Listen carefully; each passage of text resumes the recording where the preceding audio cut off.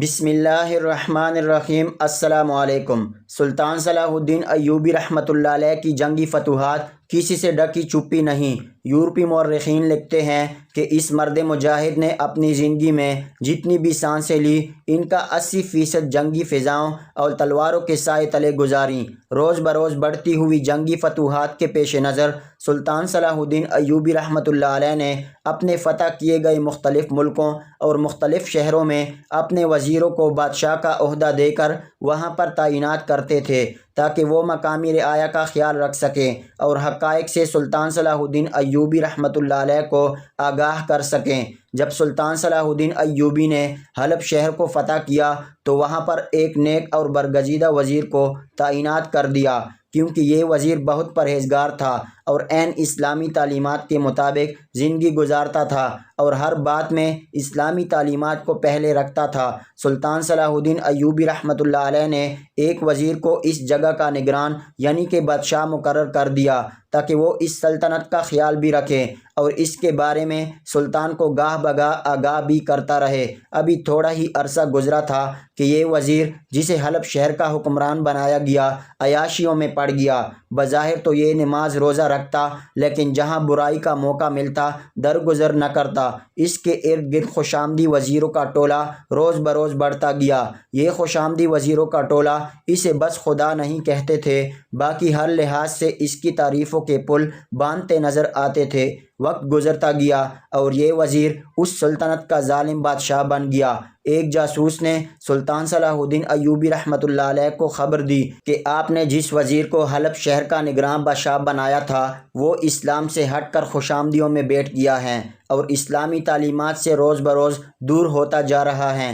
سلطان نے اسے کہا کہ تم صرف نظر رکھو، دیکھتے ہیں کہ وہ کیا کچھ کرتا ہے، کہاں تک جاتا ہے۔ ویسے بھی اللہ تعالیٰ نے ظالم کی رسی کو بڑھایا ہوا ہے، لیکن جب کھینچتا ہے تو سارا حساب لیتا ہے۔ میں بھی یہ دیکھنا چاہتا ہوں کہ یہ جب میرے ساتھ ہوا کرتا تھا تو ہر وقت پرہیزگاری دین اسلام کے مطابق زندگی گزارتا تھا۔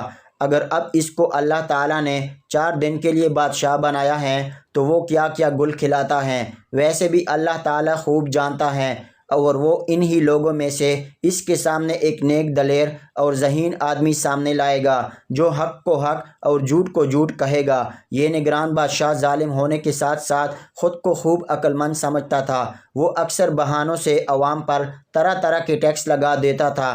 رعایا اس بادشاہ سے تنگ آ چکی تھی اور دعائیں کرتے تھے کہ کسی طرح اس سے نجات مل جائے۔ یہ بادشاہ ہر وقت خوشامدی لوگوں میں گرا رہتا جو اس کی ہر جائز ناجائز بات اور فیصلوں پر اس کی تعریف کرتے تھے اور اس کو قابل اور نہایت ذہین کہتے۔ یہ بادشاہ آہستہ آہستہ دنیاوی زندگی میں اس طرح غافل ہوا کہ نماز روزہ بھی چھوڑ دیا اور اسلامی تعلیمات سے دور ہوتا چلا گیا۔ یہ بھول چکا تھا کہ یہ ایک نگران بادشاہ ہیں جو کہ سلطان صلاح الدین ایوبی رحمۃ اللہ علیہ نے اسے تھوڑے عرصے کے لیے بنایا ہے، بلکہ یہ خود کو پوری دنیا کا بادشاہ سمجھنے لگا۔ اس بادشاہ کو وہ لوگ ناپسند تھے جو اس کی غلط بات کی نشاندہی کرتے اور اس کے فیصلے پر تنقید کرتے۔ اس بادشاہ نے ایک غیر مذہب ملکہ سے چوری سے شادی کر لی، کیونکہ یہ جانتا تھا کہ اگر کسی کو میری شادی کی بھنک بھی لگ گئی کہ میں نے ایک غیر مذہب لڑکی سے شادی کی ہے تو سلطان اسے قتل کر دے گا۔ ملکہ بہت ہی خوبصورت اور حسین و جمیل تھی۔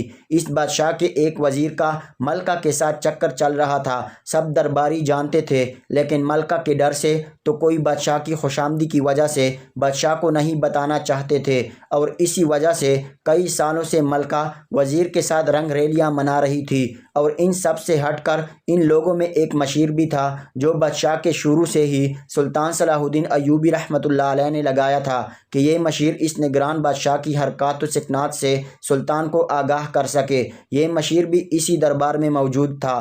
یہ مشیر بیچارہ اکثر اوقات بادشاہ کو اسلامی تعلیمات سے آگاہ کرنے کی کوشش کرتا، لیکن یہ بادشاہ اسے آگے سے جھڑک دیتا اور تمام وزیروں کے سامنے اس کو ذلیل کرتا۔ اس مشیر کی تنقید کی وجہ سے وہ اسے سخت ناپسند کرتا تھا۔ وہ مشیر ایک انتہائی قابل اور ذہین شخص تھا۔ وہ اس بات پر یقین رکھتا تھا کہ بادشاہ کو اپنی عوام کی فلاح کا خیال رکھنا چاہیے اور عوام کو جائز ٹیکس ادا کرنا اور بادشاہ کا وفادار ہونا چاہیے۔ وہ بادشاہ کے گرے ہوئے خوشامدیوں سے سخت بیزار تھا اور ان کو غلط مشورے دینے سے روکتا تھا۔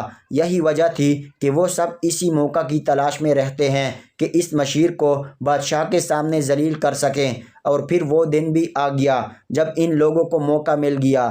ایک دن اس نگران بادشاہ نے کہا کہ اگر میں آج تم میں سے کسی بھی وزیر کو کام سے فارغ کر دوں تو تم لوگ بھوک سے مر جاؤ گے، اس لیے میرے سامنے ہمیشہ سر جھکا کر رہو اور میری ہر بات کی تائید کرو، کیونکہ اس کا وہ غیرت مند مشیر کھڑا ہوا اور اس نے کہا کہ جو بات غلط ہیں وہ غلط ہیں اور جو صحیح ہیں اس میں آپ کی تائید کروں گا۔ اور ہاں بادشاہ سلامت، اللہ تعالیٰ نے ہر انسان کا رزق لکھ دیا ہے۔ یہ بات آپ کی غلط ہے کہ اگر آپ کسی کو یہاں سے کام کے سلسلے میں فارغ کر دیں گے تو وہ بھوک سے مر جائے گا۔ مشیر نے بڑے دربار میں کہہ دیا کہ اگر کوئی انسان اپنی عقل اور ذہانت کو استعمال کرے تو ہر جگہ اپنے رزق کا بندوبست کر سکتا ہے۔ بادشاہ، جو مشیر سے اس کے سچ بولنے پر پہلے ہی ناراض تھا، اسے یہ وقت مناسب لگا کہ وہ مشیر کو اس کی حق گوئی کی سزا دے سکے۔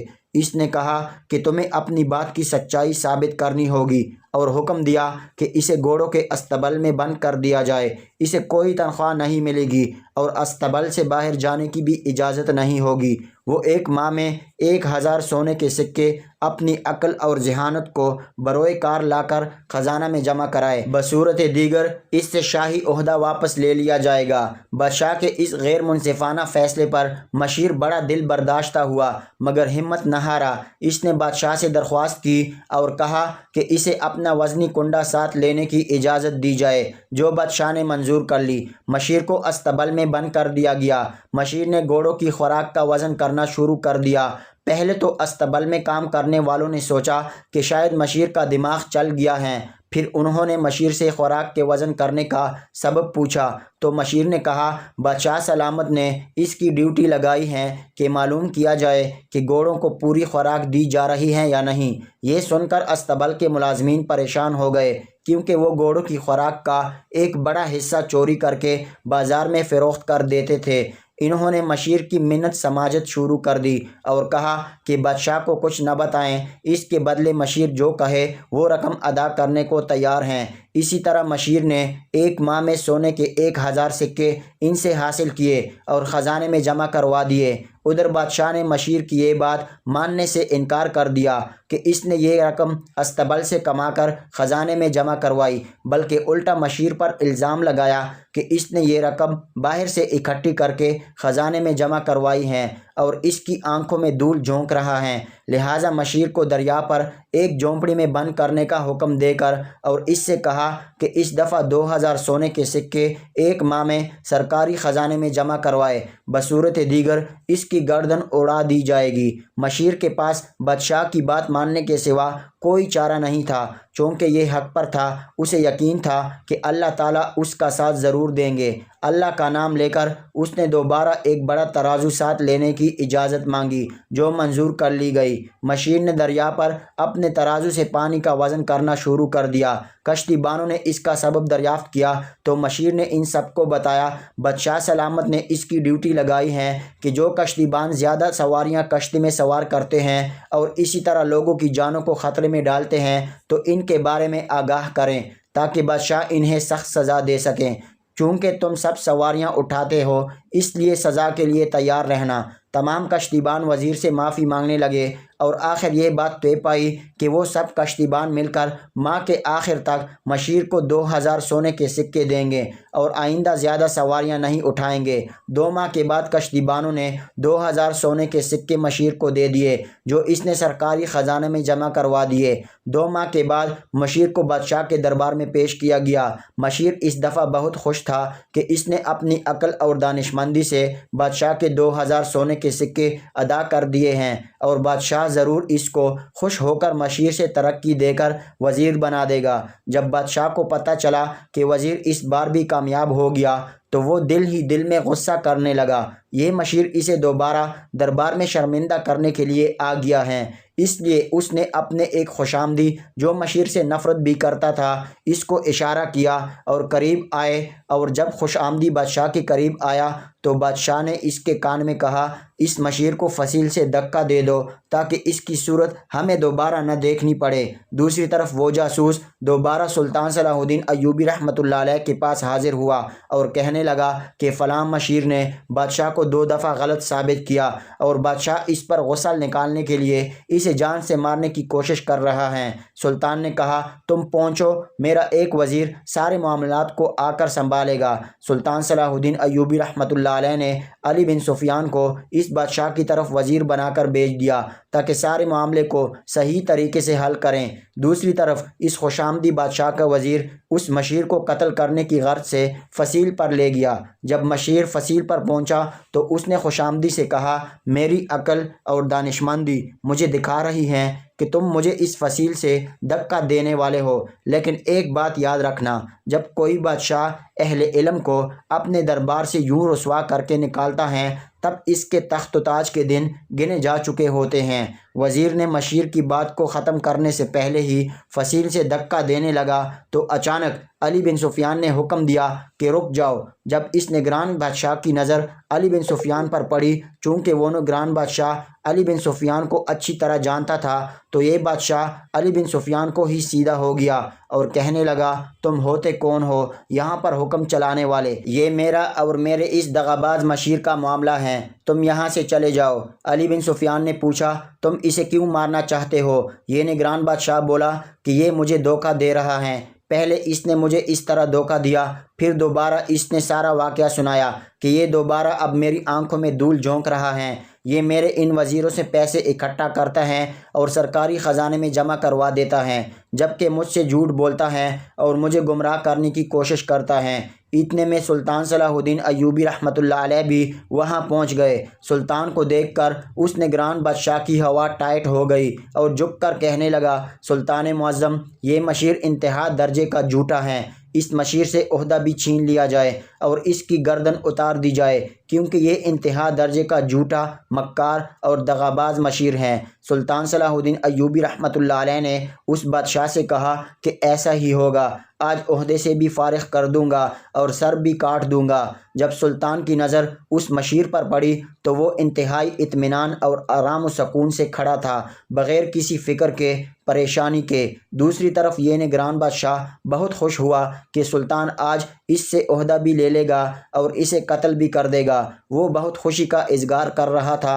اتنے میں سلطان نے جلاد کو حکم دیا کہ اس نگران بادشاہ کا سر تن سے جدا کر دو اور ان تمام خوشامدی وزراء کو زندان میں قید کر دو جنہوں نے اس بادشاہ کو اس نوبت تک پہنچا دیا کہ اس بادشاہ کو خدا ماننے لگے، اور وہ اس قدر غافل ہو گیا کہ اسے دنیا و آخرت کی کوئی پرواہ نہ رہی، ظلم پہ ظلم کرتا چلا گیا۔ لیکن اللہ تعالیٰ نے آج اس کی رسی کو کھینچ لیا ہے اور آج یہ اپنے انجام کو پہنچا اور آخرت میں اس کا حساب بڑا سخت ہوگا۔ پھر سلطان صلاح الدین ایوبی رحمۃ اللہ علیہ نے اپنی رعایا کو مخاطب کر کے کہا کہ جب بھی کوئی بادشاہ، وزیر یا کوئی بڑا عہدیدار ظلم کی ابتدا کرتا ہے تو تم سب لوگ یک زباں ہو کر اتحاد کے ساتھ اس کی مخالفت کرو، اس کے سامنے ڈٹ جاؤ، اور بے شک تم ہی فتح یاب ہوں گے، کیونکہ اللہ تعالیٰ ہمیشہ حق پر رہنے والوں کا ساتھ دیتا ہے، بے شک وہ تعداد میں کیوں ہی کم نہ ہو۔ لیکن جب تم لوگ خاموش ہو جاتے ہو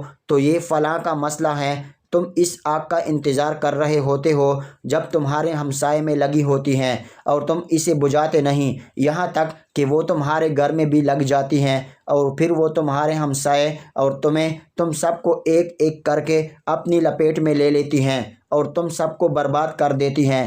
اپنے حق کے لیے لڑنا سیکھو، اپنے حق کے لیے بولنا سیکھو۔ پھر سلطان صلاح الدین ایوبی رحمۃ اللہ علیہ نے اس مشیر کو یہاں کا نگران بادشاہ بنا دیا۔ یورپی مورخین لکھتے ہیں کہ سلطان صلاح الدین ایوبی رحمۃ اللہ علیہ مسلمانوں کو اللہ کی طرف سے دیا گیا ایک انمول ہیرا تھا، جس نے مسلمانوں کو یکجا بھی کیا اور اپنی دور اندیشی اور اپنی حکمت عملی سے مسلمانوں اور اسلام کا غلبہ پوری دنیا میں کیا۔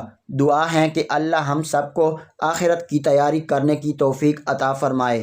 آپ سے گزارش ہے کہ ہمارے official YouTube channel Ayubi voice کو سبسکرائب کیجئے اور آخر میں کمنٹ باکس میں ایک مرتبہ درود پاک ضرور لکھیے۔